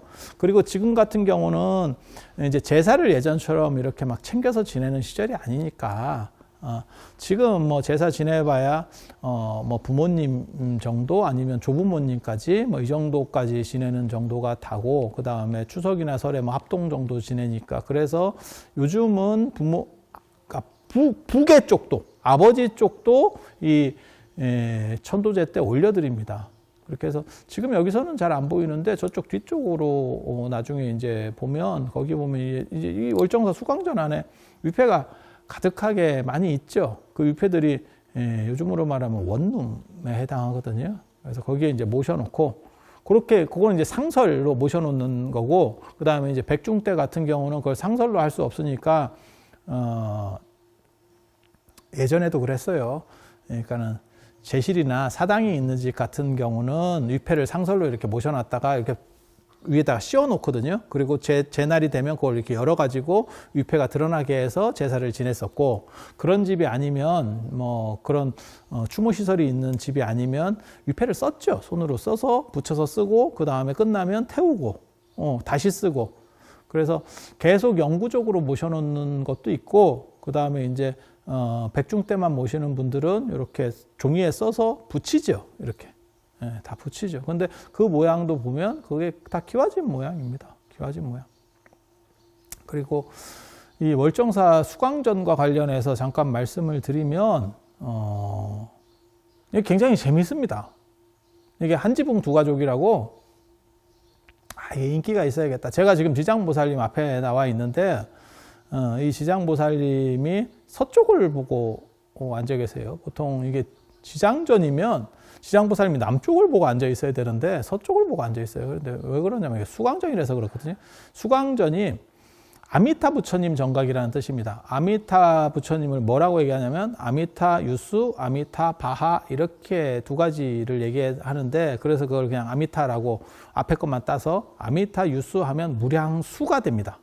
아미타는 무량이라는 뜻이고 유수하면 수명이라는 뜻이에요. 그래서 무량한 수명, 그 다음에 아미타 바하 하면 무량한 광명. 그래서 무량수, 무량광이 아미타 부처님의 이름이에요. 그걸 앞에 것만 따면 아미타가 되는 거고 뒤에 것만 따면 수광이 됩니다. 그래서 수광전이라는 이름도 쓰거든요. 여기 수광전 잘 안 씁니다. 원래 그냥 무량수전이라고 쓰든지 뭐 아미타전이라고 쓰든지 이렇게 쓰지 수광전 잘 안 씁니다. 우리나라에 수광전 쓰는데 몇 군데 없습니다. 나도 왜 수광전이라고 썼는지 잘 모르겠어요. 누군가가 생각을 해서 쓴 거야. 분명히 깊은 생각을 했어. 하지만 사람들이 잘 몰라. 못 알아들어. 수광전이 뭔지. 수광전이 뭔지를 잘 몰라. 그런데 아미타 정각이라더라. 그리고 가장 대표적인 데는 석굴암의 수광전입니다. 석굴암의 아미타 부처님 모신 수광전이 있거든요. 그래서 안 쓰는 용어는 아닌데 그렇게 써. 그렇게 해서 본전으로 아미타 부처님을 모셨어. 그런데 제를 지내고 하려다 보니까 지장보살님이 필요했는가 봐. 그래서 이 정각이 굉장히 재밌는 게 앞에는 수광전인데 옆풀떼기로 보면 지장전이라고 이렇게 전전세를 낸 듯한 이런 굉장히 특이한 정각입니다. 이거 나중에 오래되면 굉장히 재밌을 거예요. 그래서 이쪽에서 보면 지장전, 이쪽에서 정면에서 보면 수광전, 옆 측면에서 보면 지장전. 내가 지장보살님 같으면 기분 더럽지. 야, 이거 뭐 장난하는 것도 아니고, 그러니까 뭐하고 똑같은 거냐면 아파트 같은데 이렇게 세 들어 살 때 뭐가 있냐면 그냥 단독 전세가 아니고 한 칸 전세, 그런 경우들도 있거든요. 거의 비슷해. 그래서 여기는 한 건물에 두 전이 들어간다더라. 수광전, 지장전. 야, 이게 건물을 그래서 두 종류로 쓰고 있다는 얘기를 해드리고, 요 뒤에 보시면 지장보살님 이렇게 한번 보시면 재밌습니다. 머리가 이렇게 삭발, 파스라니 깎은 머리는 아니고 조지훈의 뭐 승무 이런 건 아니고, 원래 지장보살님 머리가 감청색이에요. 감청색. 푸르스름한 빛의 머리카락.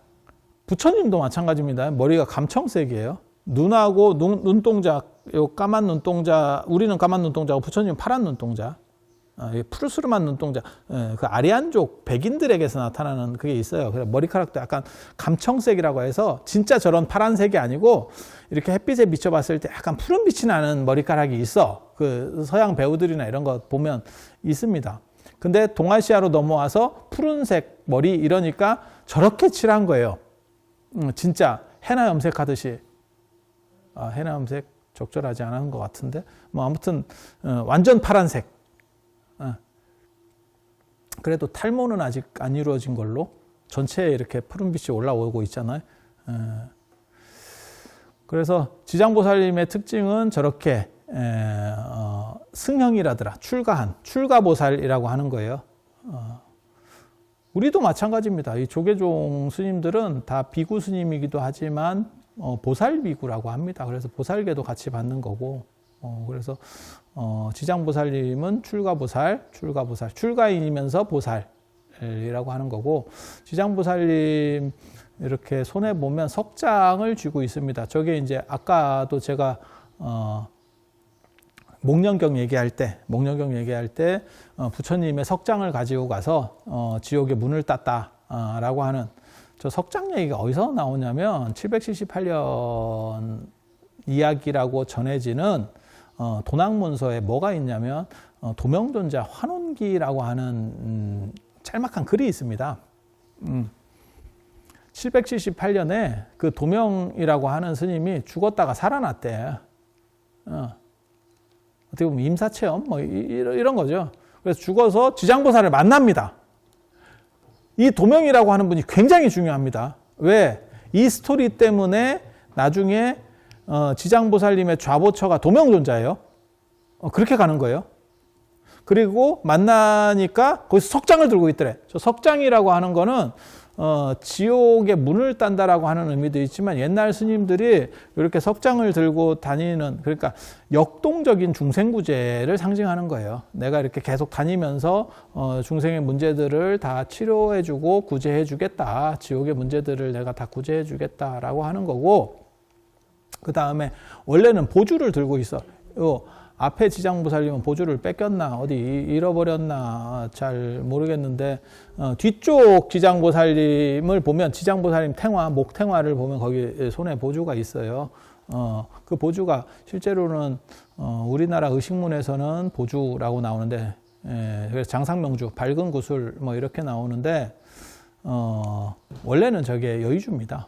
그리고 그거는 십륜경, 지장보살 3부경 중에 하나가 대방광 십륜경, 그 다음에 아까도 얘기했잖아요. 여기 지장보살 본원경, 그 다음에 또 하나가 점찰선왕업보경, 그 십륜경에 이 보주 얘기가 나와요. 그리고 그거는 여의주.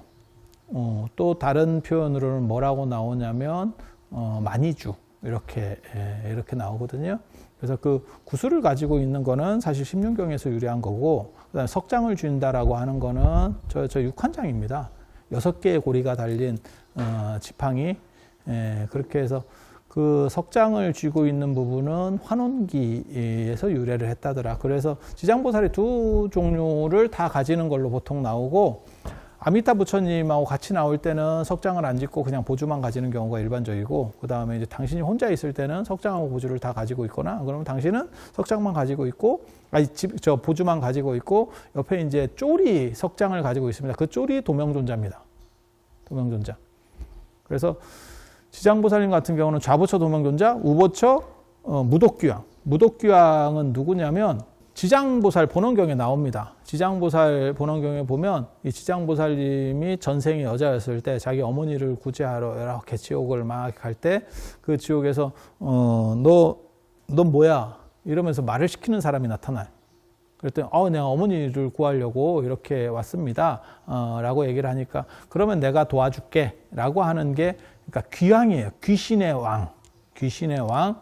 그런데 무독이라고 하는 건 독이 없다, 독성이 없다, 그러니까 공격적이지 않다, 착하다 이런 뜻이에요. 그래서 귀신의 왕 중에서 이 지장보살을 도와줘요. 지장보살을 도와주고 나서 대박이 났지. 지장보살이 떡상을 하니까. 쉽게 말해서 야후지, 야후. 야후가 제일 잘한 거는 알리바바에 투자한 거. 그렇게 얘기를 하거든요. 야후는 없어져도 야후는 엄청난 재산을 가지게 된 거예요. 알리바바에 조금 넣었는데 그게 알리바바가 전 세계 지금 10대 기업 안에 들어간 시가총액이 지금 그렇게 올라가는 큰 기업이거든요. 전 세계 10대 기업 안에 아마 미국 기업이 거의 싹쓸이를 했고, 그 나머지 회사는 중국의 알리바바하고 텐센트, 그 다음에 저 사우디아라비아의 아람코 정도일 겁니다. 그 외에는 전부 아무것도 들어갈 수 없는 굉장히 큰 회사예요. 그런 거하고 똑같은 거죠. 테슬라가 얼빙할 때 그때 뭐 예를 들어서 한 1,000억 정도 투자했다가 지금 뭐 그게 수십조 이상 올라가겠죠. 뭐 그런 식이라고 보시면 돼요. 그래서 무독귀왕이 지장보살이 약간 이렇게 어리할 때 투자했다가 대박이 났다. 그렇게 해서 지금은 재수보살이라고 보살이 되어 있어요. 그런데 같이 보살로 모시기가 조금 그러니까 지장보살 옆에 이렇게 모실 때는 보통 무독귀왕이라고 옛날 이름을 씁니다. 그래서 무독귀왕 도명존자. 도명존자는 저 환원기에 나오고, 그리고 나중에 이제 김교각 스님이 중국 안위성 구화산에서 떡상하기 시작하면서 거기서부터는 이제 또 스토리가 섞여가서 지장보살 저 김교각 스님 김교각이라고 이름은 청나라 때 나오는 거예요. 그 전에는 다 김지장이었습니다. 그래서 그때부터는 김지장의 수제자가 도명이라더라. 그 다음에 요 무덕기왕 대신에 이제 민공 김지장을 후원했었던 민양화라고 하는 사람을 넣기도 합니다. 그래서 중국에서는 그렇게 들어가고 우리나라에는 환원기의 도명존자 그 다음에 지장보살 본원경의 무덕기왕 이렇게 들어가고 중국에서는 지장보살 이꼬르 김지장이에요. 그러다 보니까 김지장과 관련된 도명존자, 그러니까 수제자 도명, 이름이 똑같아요. 도명, 그 다음에 이제 민양화, 민공이 들어가고, 이렇게 스토리가 섞인다라고 보시면 되고, 요 뒤에 탱화에 보면 요 분들 말고 누가 있냐면 10명의 10대 왕이 있어요. 시왕이라고 하는, 그걸 이제 소목법에 옛날에 그 종묘 제사 같은 거 지낼 때 소목법이라 그래서 10명이 진강대왕, 초강대왕 뭐 해가지고 쭉 10명이 쭉 있는데 그 10명을 좌측 홀수 1, 3, 5, 7, 9, 그 다음에 2, 4, 6, 8, 10 이렇게 배치합니다. 10명의 시왕을.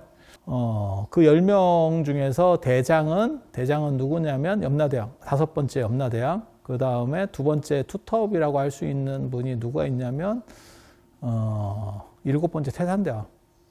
태산부군이라고 중국의 그 태산신이에요. 원래는 태산신. 산동성에 있는 태산신. 뭐, 복잡해. 뭐, 그렇다 치고. 그래서 이 10명의 시왕들을 거느리고 있다 그래서 지장보살의 다른 이름이 지장왕보살이에요. 왕들을 거느리는 왕 중의 왕.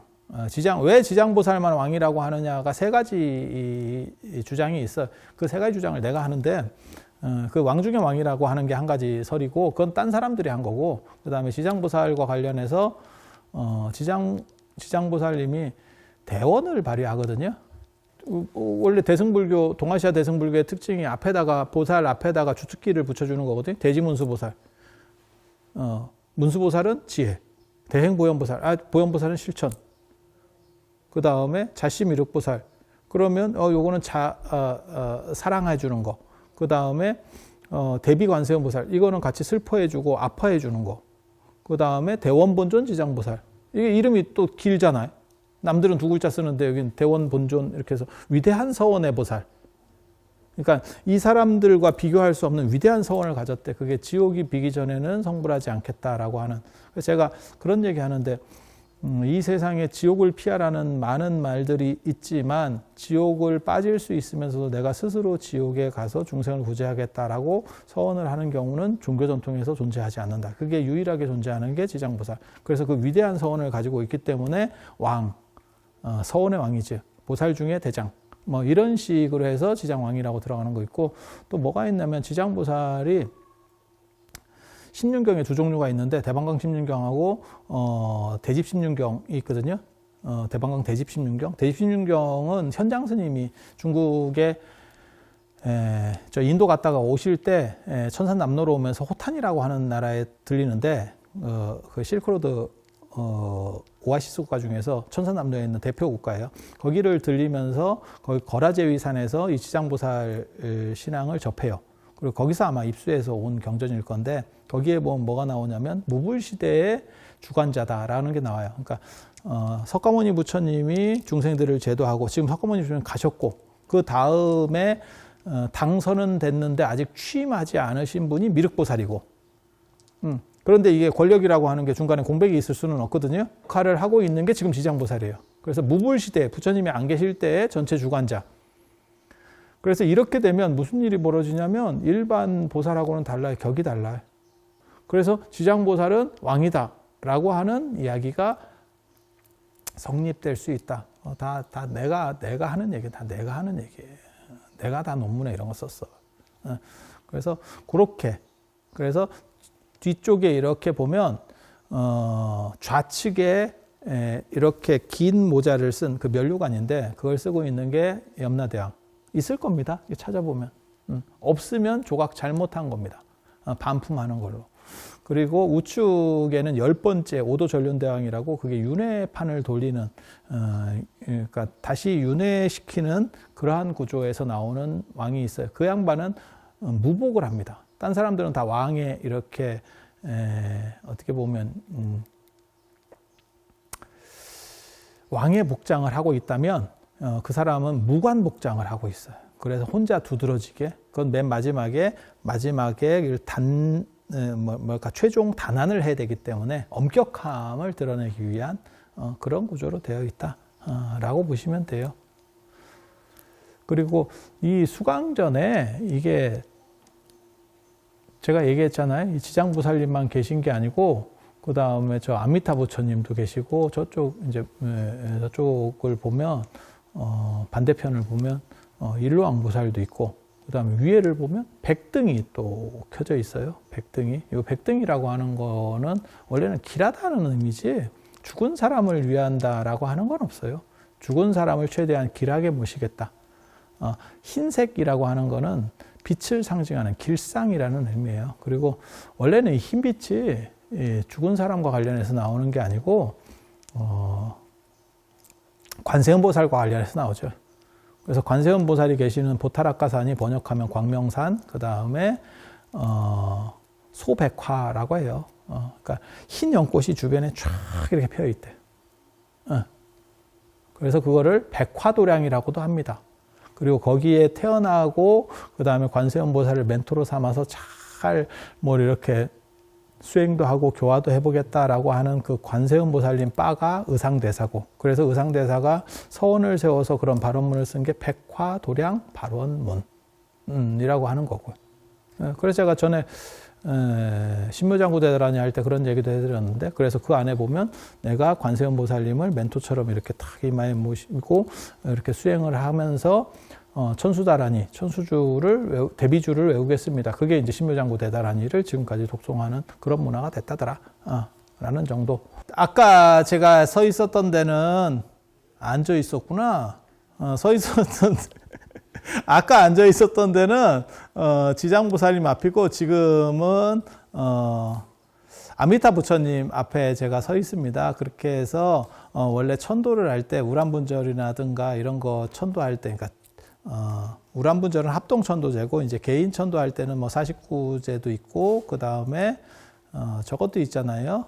예수제를 할 때도 있고, 그 다음에 진짜 천도제를 할 때도 있고, 뭐 이렇게 하는데, 그게 이제 대부분 투톱체제로 가요. 그러니까 지장보살님이 혹시라도 사후세계에서 뭐 문제가 있거나 이러면 지장보살님이 이렇게 토스를 하는 거고, 위로 띄워주면 이제 극락세계로다가 간다라고 해서 지장보살님과 아미타 부처님의 어떤 투톱체제, 이런 것들이 사실 고려 후기에 뭔가 완성되는 게 있어요. 굉장히 재밌는 게 미국 메트로폴리탄 미술관에 있는 아미타 지장 병립도라는 게 있습니다. 우리나라 고려불화 160점 종류가 있는데 그 중에서 가장 특징적인 고려불화예요.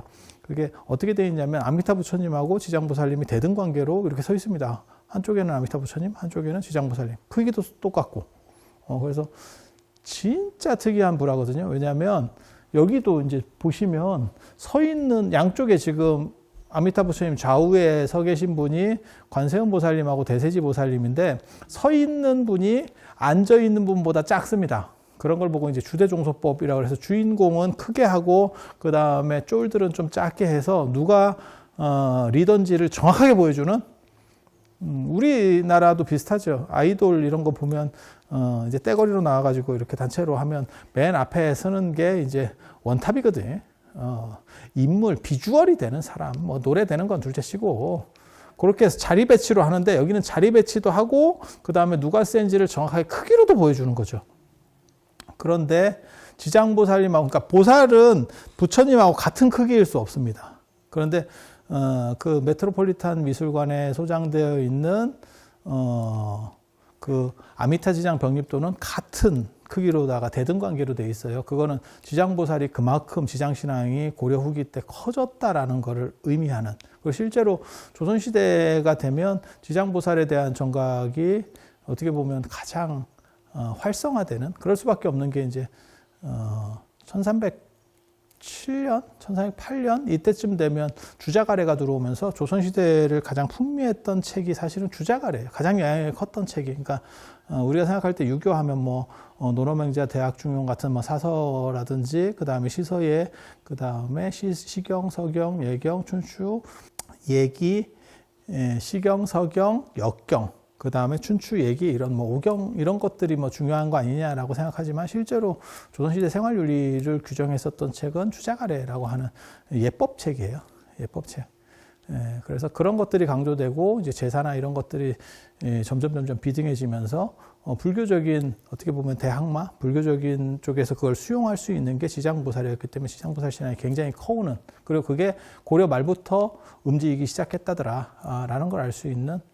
그래서 아미타 부처님과 지장보살님의 투톱체제, 지장보살님이 사후세계 그 다음에 유명계에서 중생들을 건져 올리면 극락으로다가 이제 데려가는. 그래서 원래는 아미타 부처님이 직접 와서 이렇게 데려가는 구조로 되어 있죠. 그걸 아미타 내영이라고 합니다. 그래서 그런 식의 투톱 체제를 이 월정사 수광전 안에서는 한꺼번에 볼 수가 있는 거예요. 그래서 굉장히 재밌지. 그리고 양옆에 지금 관세음보살하고 대세지보살인데, 관세음보살님 같은 경우는 이마에 아미타 부처님을 이렇게 모시고 있는데 실제로는 이게 이마에 있는 게 아니고 머리 안에 상투에다가 모시고 있는 거예요. 이마에 어떻게 붙이고 있겠어. 그래서 원래는 상투에다가, 인도 사람들은 그렇게 상투에 중요한 것들을 이렇게 딱 모시는 그런 전통이 있습니다. 그리고 그거를 원래는 그게 보석을 넣어요. 이 상투 속에다가 보석을. 그래서 온 몸을 싹 보호한다. 온몸에 나쁜 삿된 것들이 못 들어오게 싹 보호한다. 라는 개념들이 있는데, 그런 거를 이제 보석 대신에 아미타 부처님을 모시겠다라고 해서 관세음 보살이 저렇게. 그래서 이마에 보시면 실제로 이런 보살상이 있죠. 불상이 있죠. 아미타 부처님을 모시고 있는. 그리고 우측의 대세지 보살 같은 경우는 정병, 수행자를 상징하는 병을 들고 있죠. 이렇게. 병이 이마에 박혀 있죠. 그런데 정병이 원래 대세지보살 거는 아닐 것 같은데, 원래 정병은 미륵보살 거예요. 미륵보살은 출가보살이고, 대세지보살하고 관세음보살은 제가보살이기 때문에 정병을 들 일이 없습니다. 정병은 조관, 그 다음에 군지라고 해서 수행자들이 들고 다니는 물병이에요. 물병. 그런데 그게 미륵보살한테서 원래는 출발을 하는데, 나중에 관세음보살한테 뺏겼다가 나중엔 다시 대세지보살한테 넘어가는 일부 그런 양상들이 존재합니다. 그냥 그러려 하면 돼요. 그리고 관세음보살도 수월관음도를 보면 실제로 정병들이 계속 나오죠.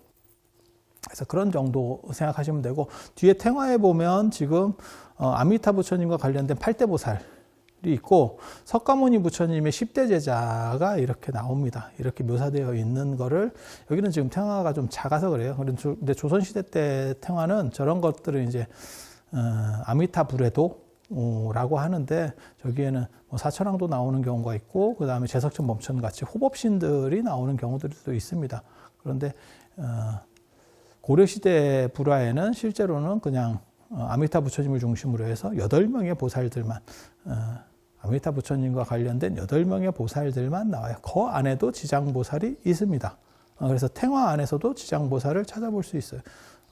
지장보살은 어디에 있냐면 보통 여기서도 나올지 모르겠는데 저쪽에 있네. 저쪽에 지장보살은 석장 들고, 여기는 지금 석장을 들고 있네. 원래는 석장 잘 안 드는데, 석장은 이렇게 전체적으로 있을 때는 이게 너무 튀어가지고, 그래서 저기 석장 드신 분들, 석장 보신 분이 지장보살. 그 다음에 이 반대편에, 그 지장보살의 반대편에 있는 건 미륵보살.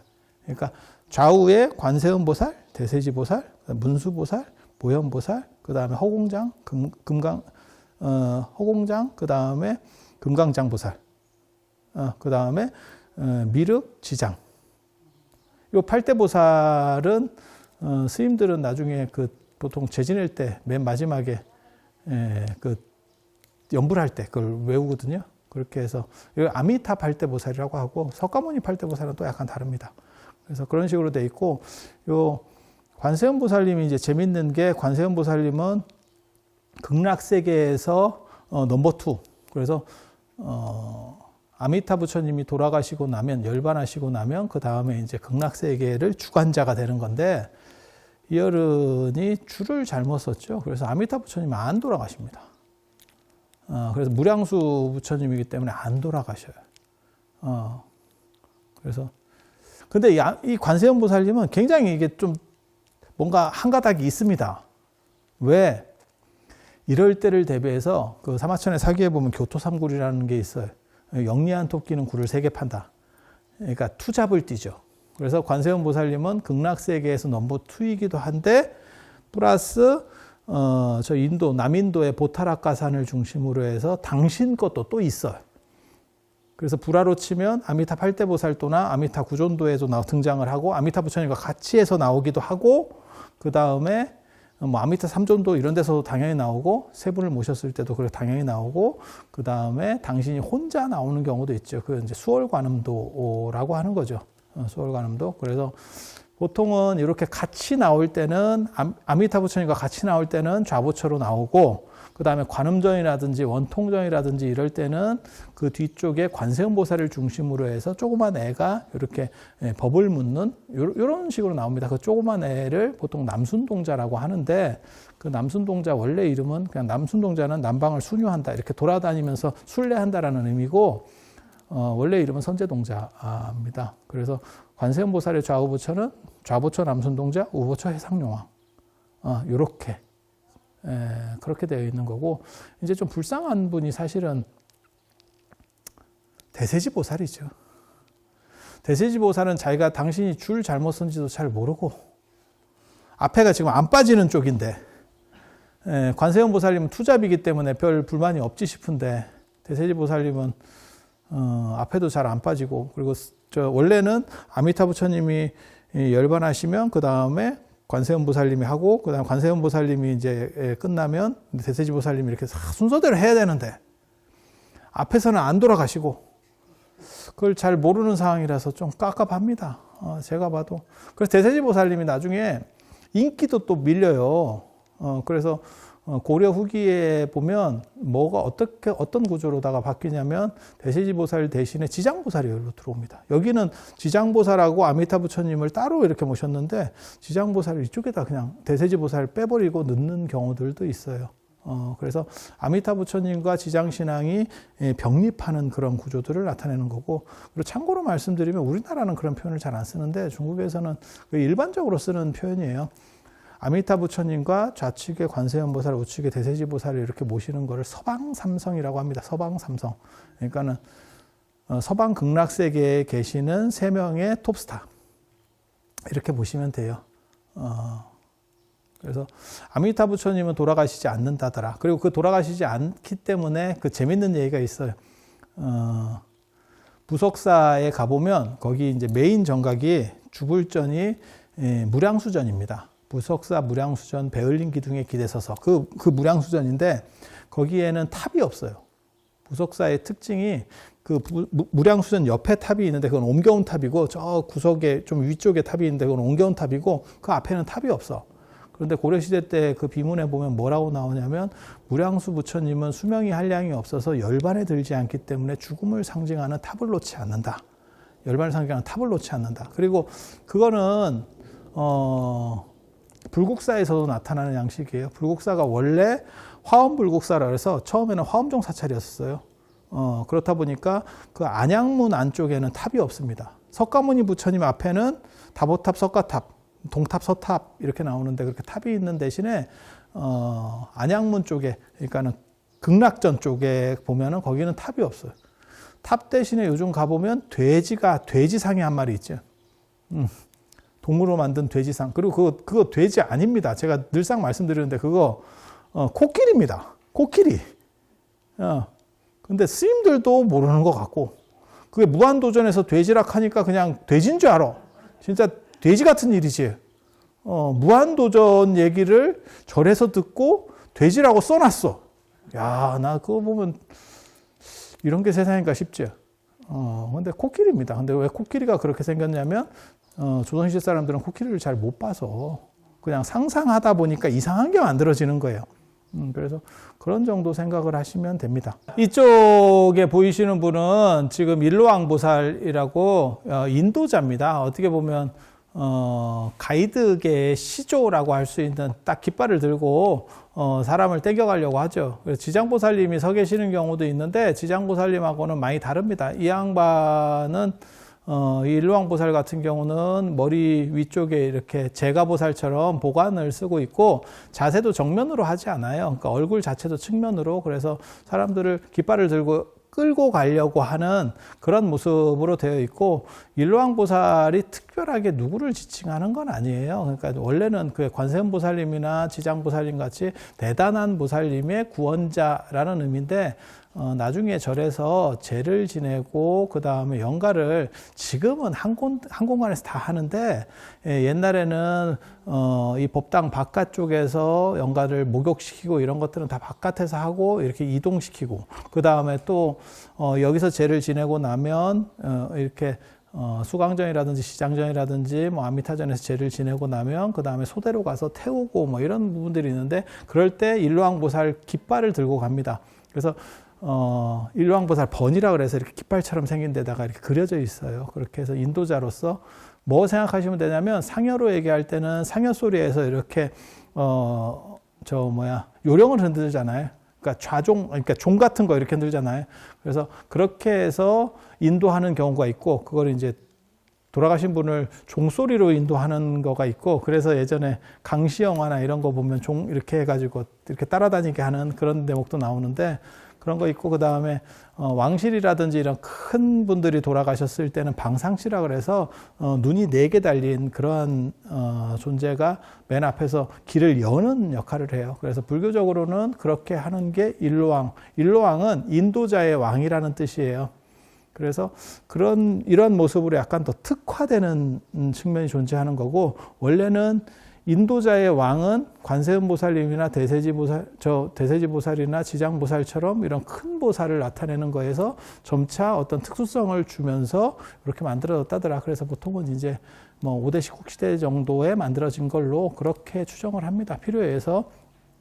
그리고 이런 보살님의 특징이 나중에는 이제 극락까지도 인도를 한다, 이렇게 해서 깃발 들고, 그러니까 극락에 가는 2가지 방법이 있어요. 하나는 아미타 부처님이 초청장을 가지고 와서 직접 데려가는 거, 그걸 접인 내용이라고 합니다. 그렇게 해서 우리나라의 저 삼성 리움미술관이라든지 이런 데 보면 이렇게 아미타 부처님이 대세지보살하고 지장보살하고 같이 와서 이렇게 손을 내미는, 손도 내밀고 있고, 그 다음에 그 밑에 보면 연화자대를 관세음보살님이 이렇게 내미는 모습이 있어요. 그래서 그런 식으로 가는 경우도 있고, 그걸 접인 내용이라고 하는 거고, 그 다음에 이제 일왕보살 같이 어떻게 보면 가이드를 두고 안내자를 둬서 이렇게 가는 패키지 여행이라고 생각하시면 되죠. 그렇게 해서 깃발맨의 시조, 그렇게 해서 이제 영가들, 돌아가신 분들을 그렇게 모시고 가는 거고, 그 옆에 보면 지금 요 앞에 뭐라고 써 있냐면, 이제 뭐 잘 안 보이실 건데, 시방법계 유주무주 일체 고혼 영가, 이렇게 해서 지금 이 공간 중에 있는, 그 다음에 이 세계에 있는 유주무주라고 하는 거는 한 곳에 머물고 안 그러면 떠다니는 그러한 고혼들, 외로운 영혼들, 그러니까 윤회하지 못하고 이렇게 정착하지 못하면서 후손들이 잘 안 베풀어 준 분들을 위해서 그런 분들을 다 모시고 천도시키겠다라고 하는 불교식 발언이 있는 거고요. 그 옆쪽에 지금 뭐 가려져 있는 데도 있는데, 이렇게 열린 데를 보면 저 이제 영구위패라고 합니다. 그래서 돌아가신 분들을 이제 대개 못 모시거나 안 그러면 제사를 절에 위탁하시는 분들이 저런 영구위패를 모셔놓으면 그 날짜가 되면, 제일이 되면, 제삿날이 되면 뭐 이렇게 절에서 하는 경우도 있고, 안 그러면 저렇게 모셔만 놓으면 이제 합동제, 그러니까 추석이나 설이나 이럴 때 합동제사를 지낼 때 이걸 다 엽니다. 그리고 위패라고 하는 거는 아까도 제가 말씀드렸지만 기와집 모양으로 돼서 원래는 제실, 제각 이런 것들을 상징을 하는 거예요. 그렇게 해서 쭉 모셔놨는데, 월정사는 오래된 분은 거의 없습니다. 왜냐면 월정사가 한국전쟁 때 화재가 나가지고 아군들이 이렇게 전소시키는 바람에 오래된 이런 위패들은 없어졌고 다 소실됐고, 그리고 이제 새롭게 그 위에 그 뒤로 중건하고 난 뒤에 이제 모신 분들이 지금 이렇게 자리 잡고 있고, 그래서 이쪽이 후배에 대한 군기가 별로 안 세요. 돌아가신 분이 오래된 분들이 있으면 이게 돌아가셔도 이 안에 들어가면 이게 일종의 원룸이거든요. 이 원룸에 들어가면 이게 군기 잡는 그 꼰대들이 있는데, 이쪽은 그게 오래되신 분이 없어서 오래돼봐야 한 1, 20년 차이밖에 안 나요. 그래서 이 동네 괜찮습니다. 이게 타지인들이 들어왔을 때 텃세가 덜 심하다더라. 이런 정도. 그리고 지금 이쪽에 보시면 저쪽에는 이제 백중 위패 모시는 저렇게, 저는 이제 일회성입니다. 저렇게 모셔놓고 기도를 하고 나서 맨 마지막에 이제 회양 때 백중날에 이제 소대로 가서 태우죠. 그래서 천도를 시키는 그런 방식으로 되어 있다. 이 정도 생각하시면 되겠습니다.